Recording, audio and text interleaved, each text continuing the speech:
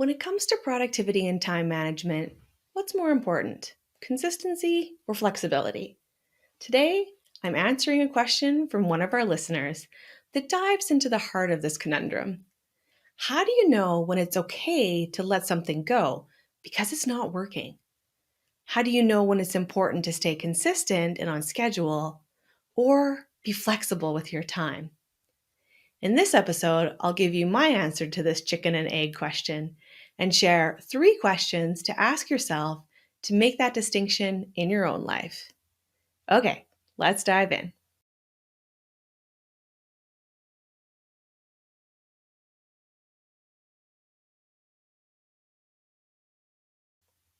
Today, I'm answering a listener question.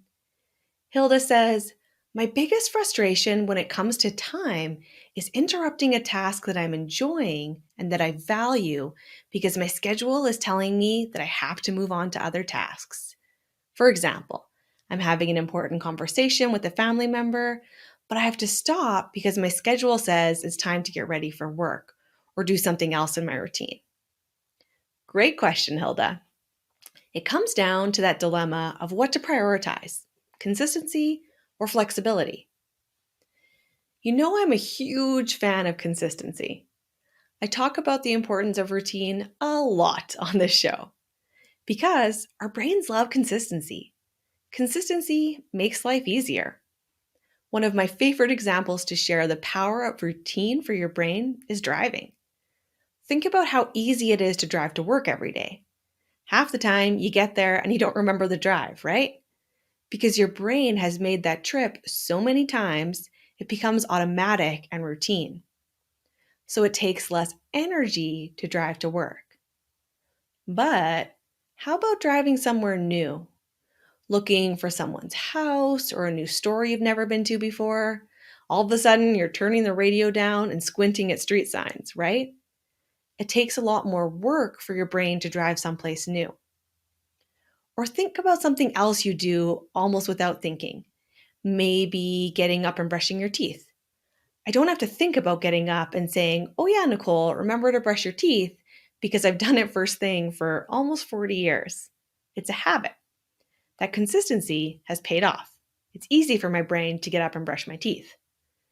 I have to remind my 4-year-old Allison to brush her teeth every day because she hasn't had the experience and the practice to develop that consistency yet. Consistency not only saves your brain energy, it also helps you get more done and stay focused. One of my favorite productivity strategies is to get into the routine of using a schedule for everything. I know scheduling isn't something super glamorous, but it's one place that a few minutes of work can really pay off in your week. Have you ever sat down at your desk Monday morning, looked at that mountain of tasks on your to-do list, and had no idea where to start? Then you spend the first hour of your day just getting organized and figuring out how you're going to get all this done this week. Those first few hours of your day, by the way, are likely the time when your brain is most efficient, most creative, and most productive. So using them to get organized is a waste of prime brain power. Or maybe the stress even starts Sunday night. You're trying to enjoy the last few precious hours of your weekend, but you keep getting distracted thinking about work and what you need to get done. If this sounds familiar, you're not alone. I've heard it called the Sunday scaries, stressing about work already before you're even at work for the week. The dread knowing what's waiting for you at your desk when you get there Monday morning. That's one of the reasons that I love consistency and scheduling. It frees up brain space and takes some of that anxiety and anticipation of feeling overwhelmed and overloaded away. I rely heavily on my schedule. If it's not in my schedule, it's not getting done. I plan time for breaks, to check emails, and all my major tasks. I also plan blank space into my weeks as catch-up time when I inevitably have urgent things come up throughout the week. I do all the scheduling on Friday afternoon for the following week. And the last thing I do before I shut my computer down each day is make sure I know what's on my schedule for the next day. Then I don't have so much of the Sunday scaries because I have a plan to tackle those tasks. And I can hit the ground running when I get to my desk. I don't have to waste time figuring out what to do first or stressing about how I'm ever going to get it done anyway. Consistency is a great strategy. It makes life easier for your brain, takes less brain power, and saves you time. But life can require flexibility. Urgent and unexpected things happen. I shared that one of my planning strategies is to leave blank space in my schedule as catch up time. But that doesn't solve the problem of when my assistant is off sick suddenly and I have a pile of extra work added onto my plate for that week. Or what about when unexpected good things happen? Say I'm working on writing podcast episodes and I get into the zone. You know that feeling of when you're working on a project and it just flows? You lose track of time, you're getting great work accomplished, and you feel really energized and motivated because it's fun. And all of a sudden, that time you've allotted to the task is up. Your schedule says you have to move on. What do you do? Do you leave that flow, productivity mindset, or keep working and push something else to later? Or what if you get a great opportunity to do something that you love? We had a beautiful January here weather-wise, and we wanted to go skiing a few times that month. It's important for me to get Allison experiences with sports like skiing when she's younger. We know it's easier to learn some of these skills when we're younger, and we want to encourage her to find some physical activity that she enjoys and that she'll do for the rest of her life. And we love skiing too. So we wanted to make time for this activity. But downhill skiing is a whole day endeavor. The mountains are actually about 2.5 hours from our house. So we either have a very long day, getting up very early and getting home very late, or we stay in a hotel the night before. And the hills tend to be super crowded on the weekends. It's much more enjoyable for us if we can go on a weekday. Less crowds, less stress, more fun. But that means being flexible in my work schedule. I also plan quarterly and for the year, and I have some key timelines in my schedule of tasks and projects that I want to get done. I've worked backward to schedule those deadlines so there's enough time for each task. Taking a Monday off to go skiing requires some flexibility. What to do?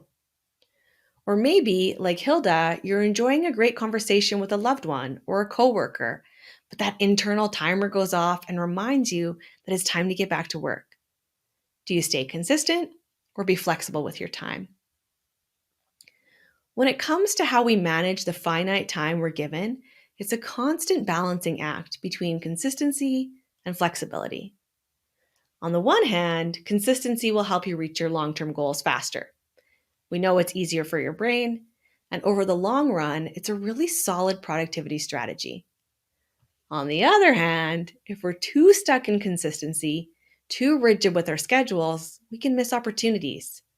Maybe that conversation with a colleague leads to a great new referral opportunity or another project, for example.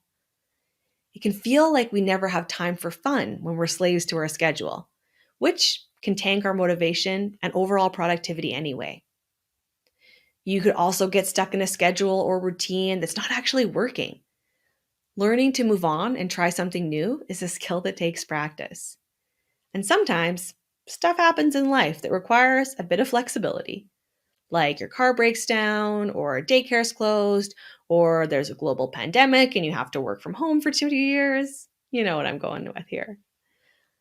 Here are 3 questions to ask yourself if you're trying to decide if you should be consistent and stick to that schedule, or be flexible when you're in the groove and want to keep working on whatever it is that's got your attention. Question number 1. Will the task I'm working on take me closer to my goals? What's your number 1 goal right now? Maybe a project you're working on or a career change you're working towards. Or maybe your goal is outside of work, related to family or your health. Be clear in your mind what's your number 1 goal right now. Then ask, this task that I'm in the groove on and want to keep going, which means getting off schedule and moving something else to make room, Is that task something that takes me closer to my goal? If the answer is yes, keep working. Don't get out of the flow and groove if you're making progress. Move things in your schedule to make room for that extra time. But if the answer is no, if it's not related to your number one goal right now, it might be a time waster disguised as productivity. So ask yourself question number 2. Am I currently avoiding anything on my to-do list? Those tasks we avoid are often the ones that actually take us closer to our big goals. That client call you're procrastinating on returning, but could lead to a big project or contract. The project you've been avoiding starting because it's going to be a lot of work, but could lead to a big promotion that you have your eye on. Any of those things on your to-do list right now? If your current task isn't taking you towards your number one goal, that's question 1, and there's something on your to-do list you're avoiding, chances are that task you might be loving right now and feeling totally productive doing is actually busy work. Those tasks that make us feel productive and keep us busy, but really serve to avoid the big tasks and drain our time and energy. Question number 3. Can I make this time to be flexible? This is important whether you've answered yes or no to the other 2 questions. Sometimes you can't make the time. I'm working on a podcast, but I have a client call in 10 minutes. I can't move that. Or you're loving playing with your kids before work, but if you don't leave right now for work, you'll be late and get into trouble. You probably don't have the time right now to be flexible in those situations. Be realistic if you can actually make time for this flexibility, or if it's going to leave you feeling like you're playing catch up in the long run. Have you hit subscribe on this podcast yet? If not, click that button. Then you'll never miss an episode and your weekly dose of my tips and strategies to take back control of your time, energy, and focus. Plus, the occasional funny toddler or cat story. It'll be part of your consistent weekly routine. Plus, if you love this podcast, leave a review on Apple Podcast.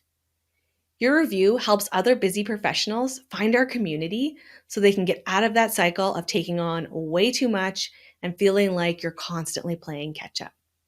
Hit that subscribe button. Okay, let's do a quick recap of what we've covered in this episode. When it comes to productivity and time, consistency and flexibility are important. Consistency and routine make life easier. They help you stay on track, and they reduce potential distractions and time vampires. But life isn't always consistent. It requires a bit of flexibility, especially when you're doing something fun and you're in the zone. It's okay to be flexible with your schedule, as long as you're clear on your priorities and make time for that extra fun task. No more squeezing things on that to-do list. Thanks for tuning in. I'm Dr. Nicole Byers, and this is the Bold Life Podcast.